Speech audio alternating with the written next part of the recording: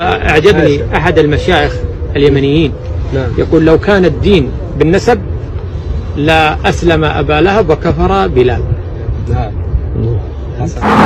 Assalamualaikum warahmatullahi wabarakatuh. Jumpa lagi dengan saya di channel Jakarta Progres 9, sahabat sebangsa dan setanah di mana saja Anda berada. Kembali kita mengulas masalah habaib di Indonesia, dan kali ini ada satu video yang menurut saya ini cukup menarik ya, kita edukasikan kepada publik umat Islam di Indonesia di saat lagi ramai-ramainya orang membincang soal habaib dan nasab ba'lawi. Ini dari seorang syekh di Arab yang betul-betul memberikan sebuah pelajaran yang cukup berharga. Dan ini tentu sangat ya relevan dengan orang-orang yang selalu mengaku cucu Nabi, yang selalu mengatakan bahwa di tubuh aneh ada darah Nabi, ada darah Nabi menurutnya. Tetapi tindakan-tindakan dan perilaku-perilakunya yang belum berkesesuaian dengan apa yang dikatakan oleh Nabi. Nah, inilah yang sangat menarik ulasan daripada Syekh ini, karena dia menganggap bahwa ada orang kalau misalnya mengaku cucu Nabi tetapi menyelisihi sunnah Nabi, nah, maka nasab itu tidak akan bisa menjadi sesuatu yang bisa menyelamatkan dirinya. Disinilah saya kira ulasan ini betul-betul memberikan sebuah bantahan telak ya terhadap ya Habib-Habib, khususnya sebutlah oknum Habib seperti Habib Bahar yang selalu teriak-teriak nasab, yang merasa di dalam dirinya itu darah Nabi yang bisa menyelamatkan dirinya ya dari segala hal yang bisa menyelamatkan dirinya di dunia dan akhirat. Ya. Apa yang disampaikan oleh saya ini betul-betul sebuah pelajaran yang cukup berharga bagi kita umat Islam, bahwa nasab itu tidak bisa menyelamatkan seseorang.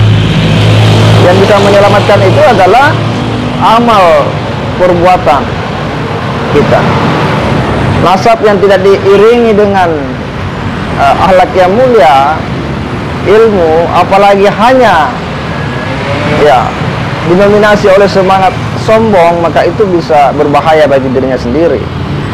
Dan ini menurut saya pelajaran yang harus diedukasikan kepada umat Islam, yang harus diteruskan biar umat betul-betul bisa paham akan situasi ini.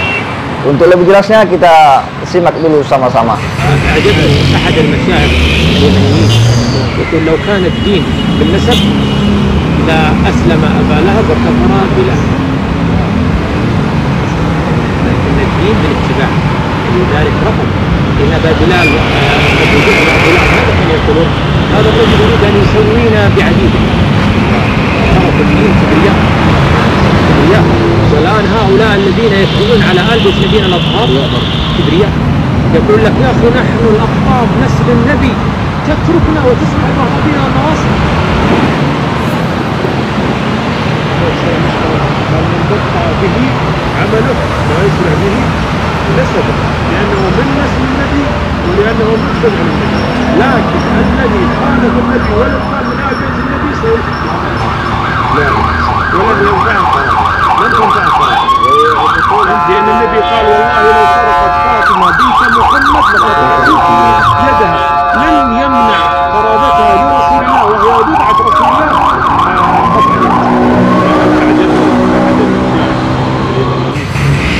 لو كان النسب لا أسلم أبا لهب وكفر بلال.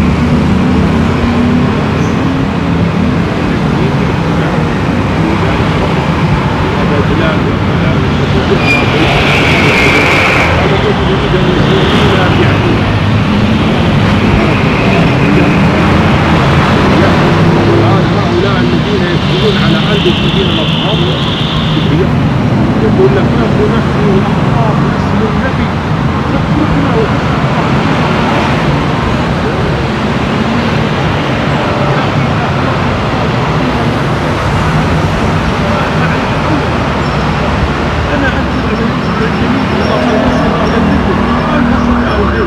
Sangat jelas apa yang disampaikan oleh saya ini, bahwa pada dasarnya ya nasab yang dibangga-banggakan tetapi tindakan yang kemudian menyelisih sunnah Nabi itu tidak akan membawa faedah ya dalam dirinya. Apalagi ya mengaku diri sebagai zuriat Nabi, cucu Nabi, tetapi tidak mengikuti apa yang dicontohkan oleh Nabi. Justru yang ada adalah sikap-sikap sombong. Ini bisa fatal bagi dirinya.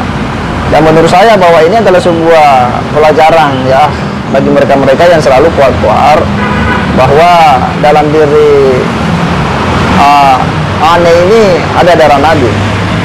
Tetapi perilaku-perilaku yang tidak berkesesuaian dengan apa yang dicontohkan oleh Nabi. Nah, disinilah umat memang betul-betul harus dicerahkan. Umat Islam, kaum pribumi harus mulai cerdas, harus mulai pintar melihat situasi yang hari ini memang begitu hangat perbincangan masalah haba. Kita tidak boleh fanatik buta terhadap apa yang diajarkan oleh mereka tanpa menggunakan rasionalitas kita untuk kemudian memahami sesuatu.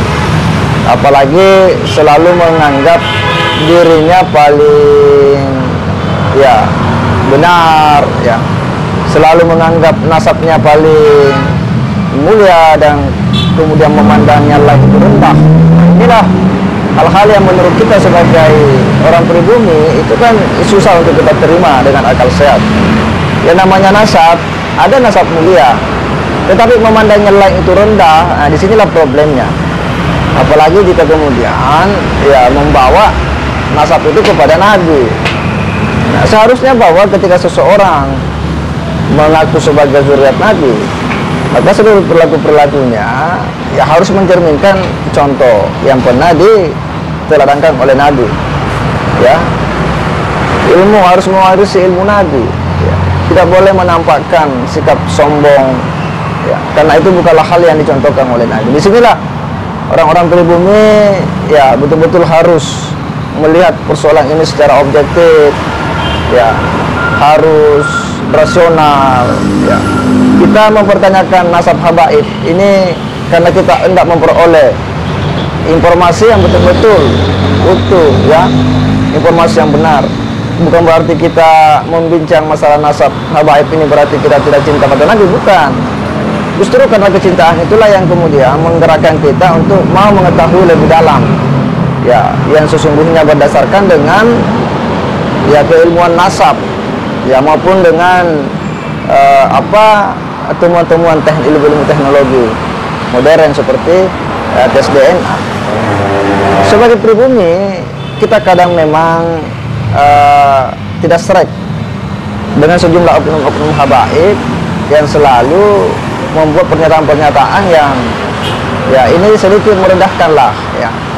Tentu kita masih ingat ya bagaimana ketika Habib Bahar bin Smith mengatakan nasab Wali Songo terputus.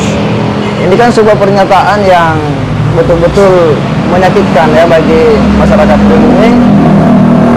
Karena bagaimanapun juga jasa para Wali Songo tidak bisa dipungkiri begitu besar dalam gerakan dakwah di Indonesia dalam menyebarkan Islam di masa-masa awal. Sehingga ya ini tidak boleh dibiarkan. Ini tidak boleh dibiarkan mengalir terus, menguasai informasi yang akhirnya generasi kita hanya menerima mentah-mentah apa yang disampaikan oleh mereka, atau karena para pendukung yang sudah sangat fanatik ya membenarkan apa saja yang disampaikan oleh oknum-oknum habaib. Padahal itu adalah hal-hal yang tidak wajar ya, yang tidak etis untuk kemudian disampaikan kepada publik. Dan akhirnya apa? Ini menimbulkan reaksi dari para keturunan Wali Songo.